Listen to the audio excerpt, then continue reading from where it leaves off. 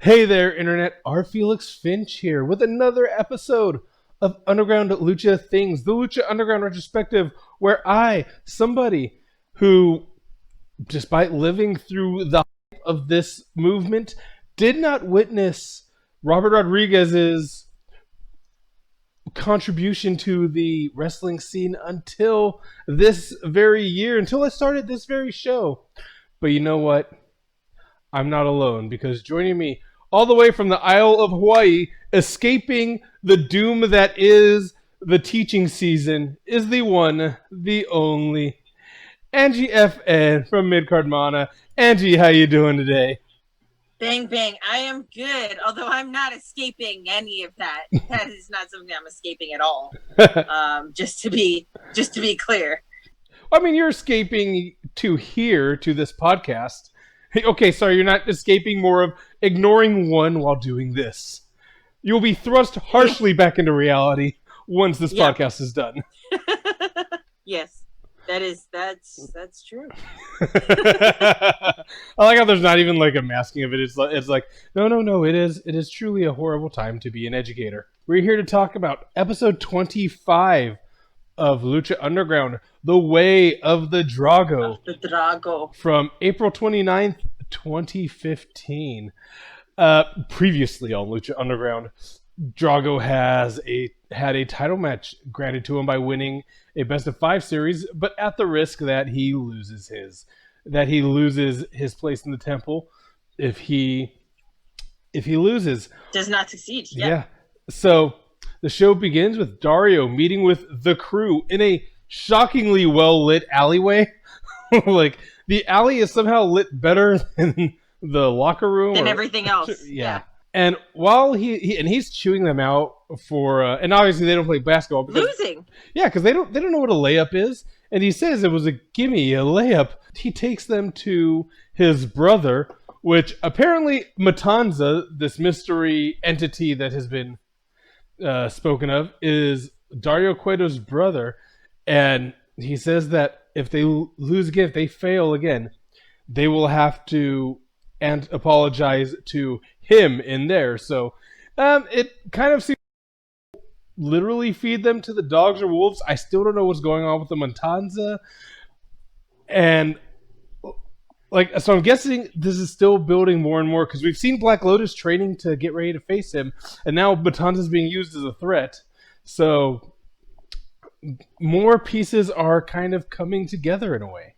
Definitely entertaining to me to hear how he runs down the new trios champions, the 2 losers and a girl with 1 leg.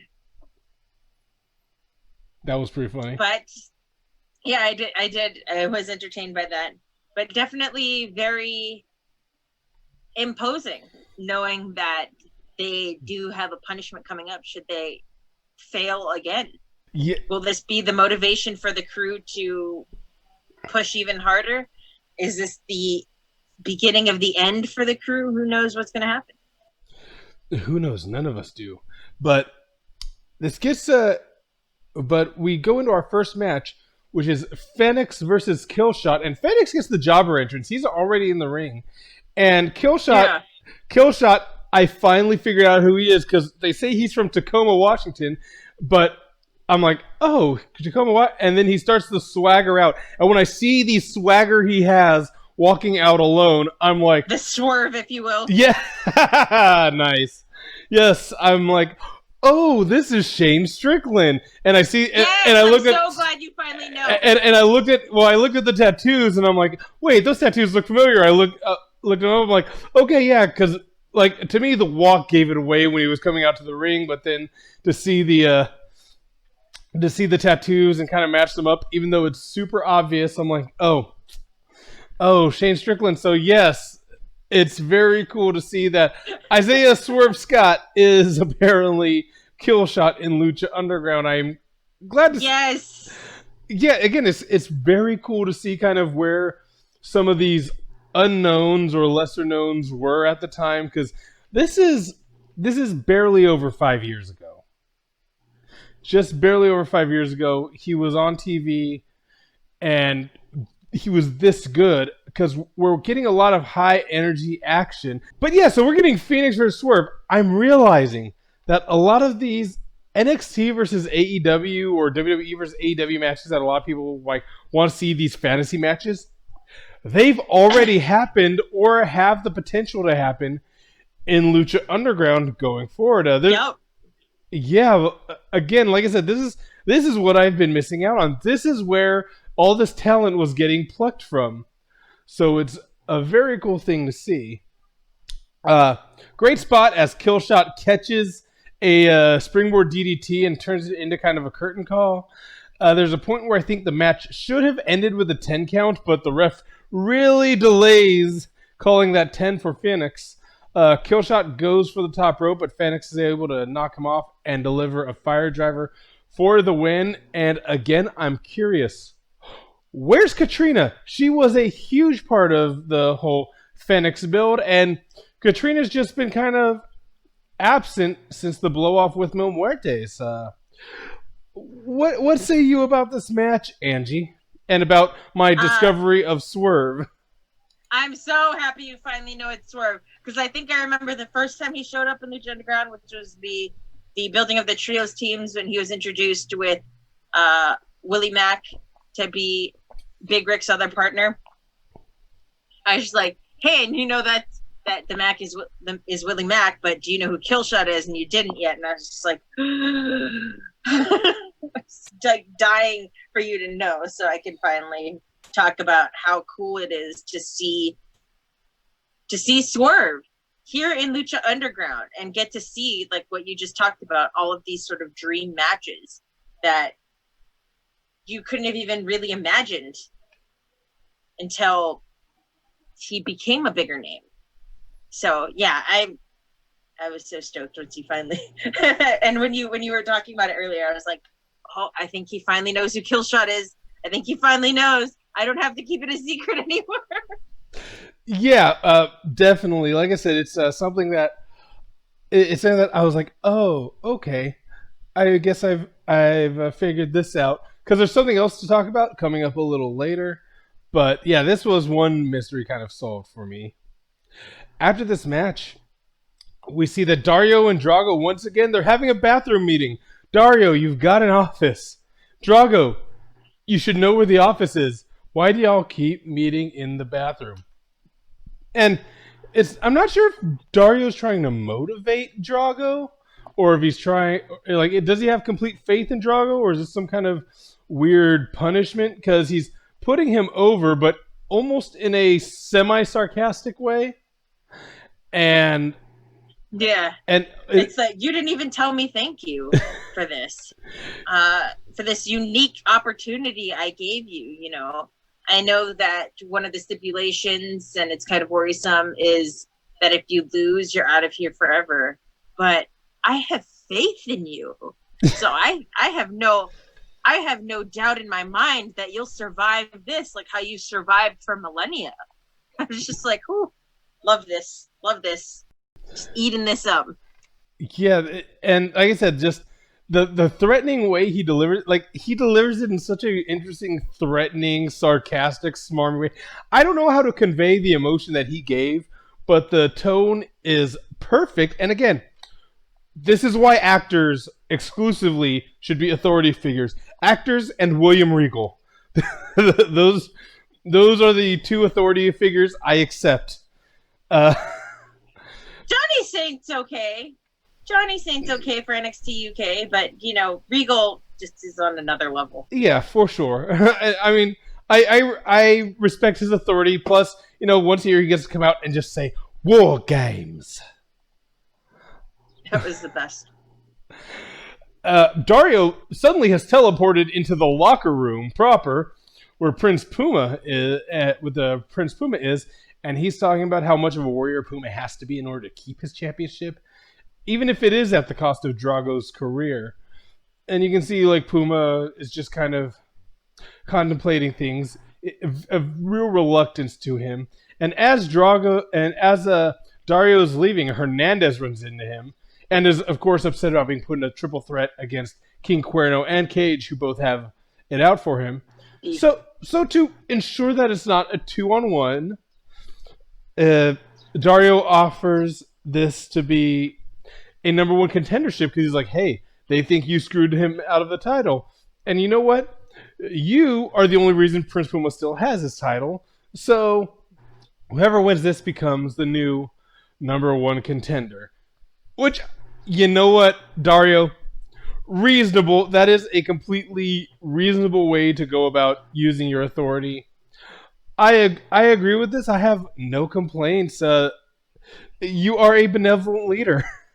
Notable that he says this within full earshot of Puma. Especially that you're the only reason why Puma still has this championship within earshot of Prince Puma. Like, what a gut punch. Yeah, it's they do a real good job like shooting Puma also as he's sitting there and as he's reacting to hearing all this. I'm still curious, like, is Prince Puma a mute in kayfabe? Like, what's his, like, he is not speaking again. Is it just that he has no accent whatsoever? I don't know. Like, why are you keeping Puma from speaking? So mysterious. But we go on to the next match, and it is a fatal four-way. We have Famous B versus Ricky Mandel versus Vinny Massaro versus Argenis, which I am really suspicious of this match to begin with because this is Jobber Mania. Like, I'm like, how can they all possibly lose this match? So I really have no idea who's going to come out on top here. And you know what? Immediately, I'm not surprised as Tejano comes out and cleans house, causing a DQ by throwing everybody, even the referee, out of the ring. And he addresses whoever it is that fought with him last week and says he's willing to beat him down like a man. You know, just basically kind of the beating of his life. Yeah. Yeah. Yeah, I thought that was... Again, like I said, I'll walk into this match like, okay, it's not possible for them all to lose. And oh, wait, yes, it is. Here's the shenanigans. Funnily enough, as I was looking up the match order to refresh my memory on match order on the episode list, the Wikipedia page, it's not even listed as a match. Of course it's not. Oh, really? So that's going to be funny. So I will have to remember to mark this down when I write the description if it's not on the Wikipedia page, because normally I go back and I make sure to write it down in order and try to rearrange the names so it doesn't give away who wins in the description. Right, yeah. But not even listed as a match. I mean, it went, what, 15 seconds? Something like that. Yeah, but what we do get is Dario outside on a call because, you know what, he's doing business. He's an authority figure that, you know, he has to run this place. And outside there's some dude in an Aztec Pride shirt that approaches Cuerno asking to be part of the show. He introduces himself as Marty the Moth Martinez. And I've heard the name but had no idea who the guy was. And he has a very goofy look. He's a goofy looking dude. Marty the Moth. I love him so much. And so I was so stoked that finally we can start to talk about Marty the Moth Martinez, because he also has one of my favorite names in wrestling. Yeah, he says his spirit animal is the moth, which, okay, that's interesting. He has the cheesiest like Aztec Pride shirt. He's a goofy looking dude. He looks like a muscular child. Like, he looks like a muscular bearded child. He's like so baby faced and has such this energy about him. I don't know what to think when I see him. And there's something almost wholesome about him. And Dario locks the guy out and says he's going to call security. Because it's funny, it's like this crazy fan. Yeah. Because Dario says, you know, it's open to any fighter. He takes one look at Marty the Moth and goes, but not you. Yeah. That hurt me. That hurt me on a deep level. I was like, oh, Marty. Oh, Marty. Again, like I said, I don't know much about this guy. I'm sure we'll see more of him a little later. It's just... Like, the first thing I see is the look, and admittedly, his look is nowhere near intimidating. It's just, like, he has a great build. Like, even through his shirt, you can see that this dude is kind of jacked. But you know what? Maybe I'll be surprised as we go along. We go into our triple threat. Hernandez versus King Cuerno versus Cage. It's a number one They call him Cage. They call him Cage, yes. It's a number one contendership on the line. And though initially Cuerno and Cage beat down on Hernandez, there's a point where Cage kneels on Hernandez's throat, and it looks like Hernandez is tapping out. I was very confused by that because I was like, maybe because he's kneeling on the throat, it's an illegal hold, so he can't tap out. I don't know. Again, I try to justify some of these things in kayfabe when it, like, something very obvious that happens on camera and it's not edited out. Yeah. Which was strange for sure. That was something else that I was like, Okay, so I'm not the only one that saw that. Yeah. The match then starts evening out between competitors when they all start looking to win. Hernandez has a really cool double clothesline to the inside spot he hits. Hernandez hits like a form of an inverted like torture rack Samoan drop that was really cool looking. And as Hernandez and Cage face off, Marty the Moth suddenly runs in. He was locked outside. Yeah! He has somehow entered the arena. Not only that, there was no temple security as he just runs in and tries to make a name for himself, but gets beaten by all competitors that are in the ring. And he ended up being driven away. Again, no security, not even Dario being like, hey, what's going on here? Cage gets shit canned. And Hernandez is able to take advantage of the distraction to hit King Cuerno for the win, and Hernandez is now the number one contender. Interesting that Hernandez gets the number one contendership because both he and Puma are Conan guys. Yeah, it was interesting. Like I said, introducing Marty the Moth immediately afterward, and again, how did he get in the temple? What is Dario? You've got to pay for lighting and you've got to pay for security. Apparently, Hey, moths can get into many different places. That's why it's a spirit animal. They can just fly into houses.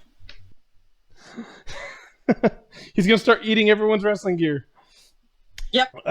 We go to an interview package. Vampiro has Ivelisse, Son of Havoc, and Angelico for a sit-down interview. And I love the way these belts look. And I love the discord within the group because they're all trying to figure out, like, who's really in charge. Like, Ivelisse thinks that since she told them when to dive, that she's the captain. Even though Son of Havoc's like, hey, I single-handedly advanced us. And Angelico's like, hey, did you see this cross-body I did from the office to the ring? That's the best one. It's like, I did my huge death-defying leap. And I'm just like, you sure did, Angelico. You sure did. Yeah. Tell him. And don't let him forget. And I love Ivelisse just like, that's a cross-body. That's like the easiest wrestling move. I like this fight for how they're like just trying to figure out who's responsible for the success. And Vampiro's facials while they're doing this of like, can you believe these guys, is pretty great. Just sort of like let's maybe end this interview. Things are getting out of control. And we get to our main event, Drago versus Prince Puma for the Lucha Underground Championship. And Prince Puma has kept that ugly headpiece. I thought that was just for the King Cuerno match, and it's like, oh, no, you're trying to make this a thing? Prince Puma, yeah, it's a thing now. This shouldn't be a thing. And it's totally a thing. it is very not fetch. And Drago is now in this reddish-orange gear. That is fetch. And it's a fast-paced match. But we can hear Conan giving some very generic advice all throughout the match from the sidelines. Very cool submission work from Drago, as well as some counter wrestling. It's honestly the best match we've seen from Drago throughout the entirety of his Lucha Underground run. Prince Puma accidentally hits the ref with Drago, which is unfortunate for Drago since he manages to counter into a Canadian destroyer, or I guess maybe a super Mexican destroyer. I don't know. But as he's kind of confused, He gets up. Hernandez comes out to the ring. It looks like he's going to bum rush Puma. Puma gets out the way. Drago gets laid out. Yeah, bodies him. Yep. And again, we don't know. Was Hernandez going for Puma? Was he going for Drago? Who knows? But who knows? But it's very hard to tell. Yeah, it is. And Puma sees that, obviously this is not an honorable way to win, but Conan's trying to tell him that he should go. A very reluctant Prince Puma hits a driver on Drago for the win, meaning Drago must go bye-bye. He does still offer praise to Drago as he leaves, and the temple does cheer Drago, thanking him as he is sent on his way. Yeah. Great moment, honestly, of non-verbal communication and of just body language and physical acting or physical performance in the ring. You see just how his Prince Puma's body just totally just sinks as he's faced with this option of I win this match, but at what cost?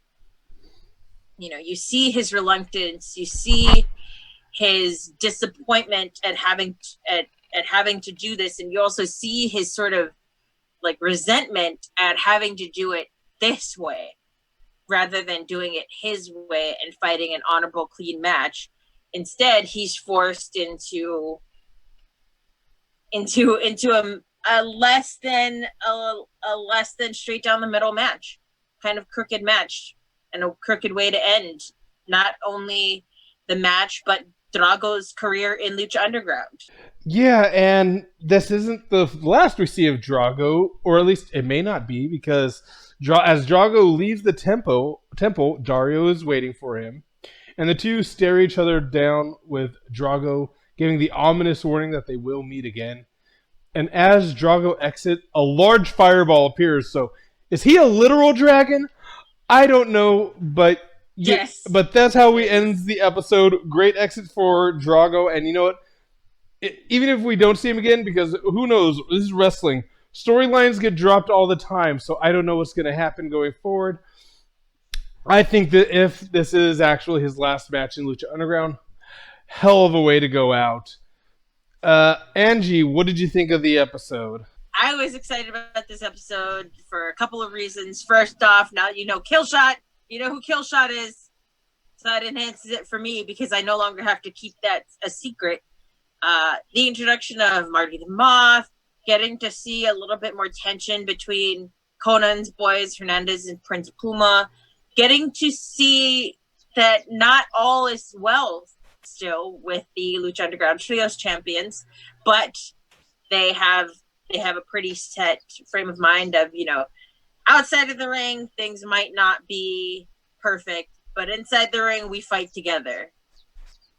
And seeing that separation, which I think is very relatable for a lot of coworkers, just in general, at work, you can coexist. Outside of work, you don't have to be friends. I thought it was nice because usually tag teams in wrestling are always portrayed as these are best friends, these are brothers, these are cousins, these are sisters, these are so-and-so. So you don't really see that real life relatable tension, which is why I've always really liked Evil East and Helico and Son of Havoc as a team, because you get to see that and you get to see how they came together, how they start to work as a team in the trios tournament, how they achieve the championship. Yeah, and like you said so much, it's great to see some of this building, some of this talent being built, some stars being made here. The trios concept, very unique, at least here for its time. Oh my god, I don't know why I love this so much. Just like I said, the Jobbermania match, the 4-way jobber match with no finish. I actually really love that because it was like, oh wow, you're subverting my expectations. Nope, expectations totally met. Somehow they subverted my subversion of expectations. Drago versus Prince Puma also just excellent match. And the story beats that they're bringing continue the Matanza thread, the mystery behind Hernandez's loyalties.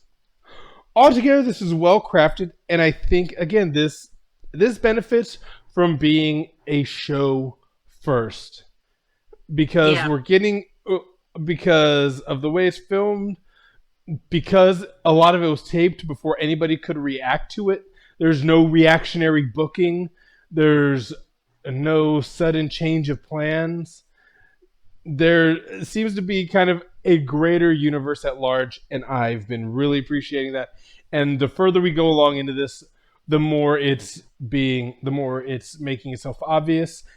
And also, what is a Marty the Moth? We shall see.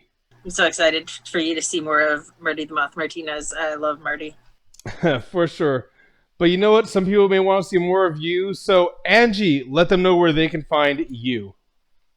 All right. So it's been a while since I've been able to record with these other two shows that I'm usually on. But the first one is Mid-Card Mana. And we are based here on the big island of Hawaii. And we do wrestling talk, focusing a little bit more on current events, broader themes in wrestling, hot topics, etc. And then the second show I'm on is Valley Isle Collective's Ringside, which features a lot of the dudes from Maui's Nerd Watch, which is a pretty popular podcast over there. And in that, I guess we talk a little bit more about the sillier side of wrestling. Favorite finisher that we would like to take from a wrestler, who would we job to, why is the back rake the greatest move of all time, stuff like that. I've really got to find out about that whole back rake thing someday. I've got to find that episode where you talk about that and see what your justification is for the back rake. But you know what? If you want to find me, you can find me here if you're watching on YouTube, youtube.com/FriscoFlame. You can find me on Twitter at FriscoFlame or rFelixFinch. You can find me on Instagram at FriscoFlame. You can find FriscoFlame or rFelixFinch on Facebook. You can go to Etsy, search FriscoFlame, and find my pins, my buttons, including this Underground Lucha Things pin right here. And you know what, everybody? We want you to stay safe because we want wrestling back. So wear your damn mask. Anyway, please. For Angie, for myself, peace out, party peoples. We will see you next time with more Underground Lucha Things. Okay.